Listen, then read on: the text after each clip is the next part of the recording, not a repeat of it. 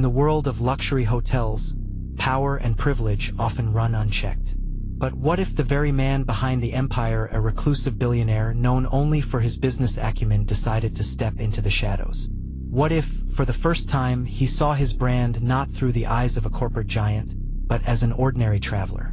That's exactly what Arthur Thorne, the elusive billionaire owner of the Thorne Hotel's empire, decided to do. Armed with only a suitcase and a disguise, he checked into one of his most exclusive properties. No one knew who he was, no one except the staff, and that's exactly what made his mission dangerous. He was undercover not just to sniff out problems, but to confront the corruption festering in the heart of his company. Staff complaints, rumors of favoritism, and disturbing reports of mistreatment had been circulating for months. It was time to see for himself. But what he uncovered would go far beyond his expectations, plunging him into a world of betrayal, deceit, and systemic malfeasance. Arthur wasn't the type of man to blend in. His eyes too sharp, his posture too confident. But in this hotel, under the cover of a borrowed identity, he was just another guest. Or so he thought. From the moment he checked in, the discrepancies began. The receptionist, a young woman named Natalie, barely looked up from her phone as she handed him his key. The bellboy, a lanky teenager named Mark, didn't offer the usual pleasantries. Something was off. The room was immaculate like all the others in the hotel. But when Arthur stepped into the elevator, he overheard something that froze him in place. A manager, Daryl, was having a heated conversation with one of the junior staff members. "You didn't clean the penthouse the right way? Are you trying to get yourself fired?" Daryl's voice dripped with venom. "Do it right next time, or you'll regret it." Arthur's hand tightened around his briefcase. This wasn't just an isolated incident. Something was wrong, and he wasn't about to let it slide. The next day, Arthur took a walk through the kitchen. He wasn't allowed there, of course, but it didn't matter. He could hear the hum of stress in the air as chefs barked orders, and staff scurried around like ants in an exposed nest. "Can you believe it? Daryl's on another rampage," one chef muttered. "People are scared of him." Arthur's ears perked up. Daryl again. He'd noticed the manager's oppressive presence everywhere. But it wasn't just Daryl's authority at play here, there was something darker at work. As Arthur was leaving the kitchen, he stumbled upon a disturbing scene. A waitress, her eyes red from crying, was being reprimanded by the floor manager for what seemed like an inconsequential mistake. "If you don't want to end up like the others, you better keep your mouth shut," the manager sneered. Arthur's gut churned. This wasn't just poor leadership. It was intimidation, bullying. He needed to know more. Arthur spent the next few days undercover, observing staff interactions, taking mental notes. It was worse than he thought. The complaints weren't just whispers in the back hallways, they were the foundation of the hotel's operation. There were reports of manipulated guest feedback, false promises made to VIP customers, and management turning a blind eye to abusive behavior. But the final blow came when Arthur overheard an unexpected conversation in the lobby. A disgruntled bellboy, whose name was Mike, was speaking to a senior employee, Victoria, about a recent incident. "I know it's been happening for years, but I've never seen it this bad," Mike whispered, as if fearful of being overheard. "You've heard what happened to the last employee, right? They disappeared," Victoria. "Just vanished." Victoria's face went pale, but she didn't say anything. She merely walked away. Arthur's heart raced. Disappeared? He had to find out more, but it was clear that something more sinister was at play here than poor management. Arthur could no longer hide behind his mask. After compiling enough evidence, he confronted the hotel's management. The moment was electric with tension. Daryl, the same manager who had been a constant presence, stood before him, his smug smile barely masking his discomfort. "I know what you're doing here," Arthur said, his voice sharp. "I've seen enough." Daryl's eyes narrowed. "You have no idea what you're getting into, buddy." Arthur didn't flinch. "I've seen manipulation, favoritism, and abuse of power. I know you're running a corrupt operation, Daryl, and I'm putting an end to it." Daryl laughed bitterly. "You think you can just waltz in here and fix everything? You're not even qualified to run this place." Do you think a billionaire like you can make a difference? You have no idea what this industry is like. Arthur's eyes hardened. I will make a difference, and I'll do it without people like you standing in my way. The confrontation ended with a shocking revelation. Daryl had been involved in a cover-up that spanned years.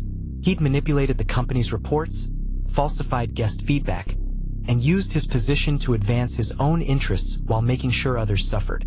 But the twist came when Arthur found out that Daryl wasn't just a rogue manager.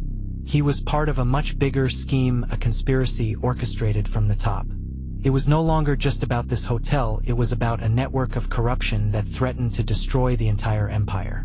Just when it seemed like Arthur was about to collapse under the weight of this revelation, an unexpected ally appeared. Victoria, the senior employee who had been reluctant to speak up, came forward with explosive information. I couldn't stay silent anymore, she admitted, her voice trembling. I've been documenting everything, every irregularity, every threat. I never thought you'd be the one to see it, but I'm glad you did. Arthur's pulse quickened. He couldn't believe it. Victoria had been gathering evidence, too. But why had she waited until now? I wanted to protect myself, she confessed. But now I realize we can take them down. Together, Arthur and Victoria made a plan. Together, they would confront the highest levels of management. But the closer they got to revealing the full scope of the corruption, the more dangerous things became. Someone didn't want this information to get out. Someone with much more power than they realized. Just as they were about to expose the truth, a final twist, an unexpected betrayal. A key witness, who had been set to testify, suddenly changed their story.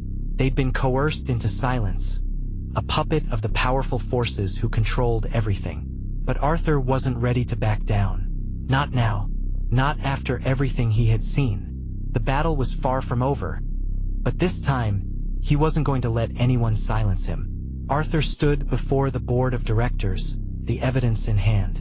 But just as he was about to reveal the truth, the door slammed open. A shadowy figure stepped inside, someone Arthur thought he could trust. You really thought you could win? The figure sneered. You don't know what you're up against. The boardroom went silent. The real fight was just beginning. Would Arthur expose the corruption once and for all? Or was this the end of his journey? The answer was still unknown. The boardroom doors slammed open with the force of a storm, sending a jolt through the already tense atmosphere. Arthur's pulse quickened as he turned to face the newcomer. He had expected a confrontation, but not this. Not from him. Gregory Hartman, the CEO of Thorne Hotels, stood in the doorway with a knowing smirk, his posture relaxed yet commanding. Hartman wasn't just any board member, he was the man Arthur trusted most within his company. Or so he thought. Arthur's hand trembled slightly as he gripped the folder containing the damning evidence. The testimony from Victoria, the compiled reports, the manipulated financials, it was all here. All the pieces that would expose the corruption from the top down. But Hartman's presence made it clear that the game had just changed. Arthur, Hartman said, his voice smooth and disarming. I think we need to have a little chat. Arthur stood frozen for a moment, the room growing uncomfortably quiet. His mind raced. How long had Hartman known? How deep did his involvement go? He had trusted this man, he had believed in his integrity. I'll leave you two alone, Victoria murmured, her face pale but resolute. She knew the weight of the situation, but the truth had to be exposed. She had come this far. She wasn't going to back out now. Arthur nodded, his eyes still locked on Hartman. Once Victoria left, Hartman shut the door softly behind her, his expression unreadable. You didn't really think you could fix this, did you? Hartman asked, his voice almost pitying. You're an outsider, Arthur. You might own the company, but you'll never understand how it works. Not like I do. Arthur clenched his fists. This ends now, Hartman. You've been running the show, hiding your corruption behind the guise of competence and success. But the truth is here, and I will expose you. Hartman chuckled, leaning against the table, arms folded across his chest. You don't get it, do you? This is the show. You think you're doing the right thing, but you're a pawn. I've seen this before, Arthur. We all have our place. The words hit like a blow to the gut. Arthur's breath hitched, the magnitude of the situation finally sinking in. Hartman wasn't just a corrupt executive. He was the mastermind behind the entire operation, the one who had been manipulating everyone, from the staff to the very guests they served. It was Hartman who had built the system of favoritism, and it was Hartman who had covered up the abuse. "I built this company. I built this empire," Hartman continued, his voice colder now. "And I'll be damned if you come in here and ruin it because of some misplaced sense of justice." Arthur stood his ground, his intellect burning with clarity. This was the moment that would define him. He was no longer just a billionaire CEO. He was a man who had seen the rot beneath the surface, and he wasn't going to let it fester any longer. "I'm not the one who's ruining it," Arthur said, his voice steely. "You are." Hartman's face twitched in anger, but before he could speak, Arthur slammed the folder of evidence onto the table. "This is all going to the authorities. You can try to stop me, but it's over." Hartman's smile returned, but this time it was cruel. "You really think they'll believe you? Do you think your so-called evidence means anything? You're the outsider here, Arthur. The system is set up to protect people like me." Arthur's jaw clenched, but his mind remained sharp. He had come too far to back down now. He would fight, and he would win. The next few hours were a blur. Arthur knew that Hartman would do everything in his power to silence him, to discredit him. He had seen it before. Powerful men like Hartman were adept at making problems disappear, at erasing people who got in their way. But Arthur wasn't going to let that happen. He couldn't. Not after everything he had seen, not after everything the staff had gone through. He immediately sent the evidence to trusted reporters, veterans who had dealt with corporate corruption before. But Arthur knew that even that wouldn't be enough. Hartman had connections. The hotel's network ran deep, and the people at the top had the ability to sweep scandals under the rug faster than anyone could blink. Arthur had to be smarter. He had to play the game better than Hartman did. The next day, he gathered the remaining staff members who had come forward, the ones who had been willing to stand up and speak the truth. Together, they formed a plan. They would expose the corruption from the inside, but they couldn't do it through traditional channels alone. They needed to go directly to the people. Arthur started leaking the truth carefully and strategically, using social media to spread the word. Photos of abuse, screenshots of manipulated guest feedback, recordings of covert meetings, all of it made its way online. It wasn't enough to just tell the world. He had to show them. Soon, the media picked up on the story. What began as whispers of a disgruntled CEO quickly turned into a public outcry. Journalists demanded answers. Activists rallied behind the cause. The employees, those who had once been afraid to speak, found their voices. Hartman, however, was relentless. He fought back, using every resource at his disposal to try to discredit Arthur. He called in favors, made threats, and even tried to bribe reporters to bury the story. But the floodgates had opened, and there was no closing them now. Arthur's breakthrough came when an anonymous whistleblower inside the company sent a bombshell tip. The tip led him to a hidden cache of documents, financial records, emails, and memos that exposed the full extent of Hartman's manipulation. It wasn't just the abuse of power at the hotel level. It went deeper. Hartman had been siphoning funds from the company for years, using his position to enrich himself while leaving employees with nothing. Arthur now had irrefutable proof that not only exposed Hartman but also implicated several other key players within the company. It was time to act. With the support of the press and the public rallying behind him, Arthur went to the authorities. The investigation was swift, the pressure undeniable. Hartman was arrested. The board of directors was forced to step down. And the corrupt system that had held Thorne hotels in its grip for years began to crumble. The legal battles that followed were long and arduous, but Arthur remained steadfast. It wasn't just about dismantling a corrupt system. It was about ensuring that it never happened again. He implemented sweeping changes within the company, restructuring policies, creating transparent channels for staff complaints, and ensuring that the focus was always on respect, integrity, and fairness. Arthur's journey had been one of personal transformation as well.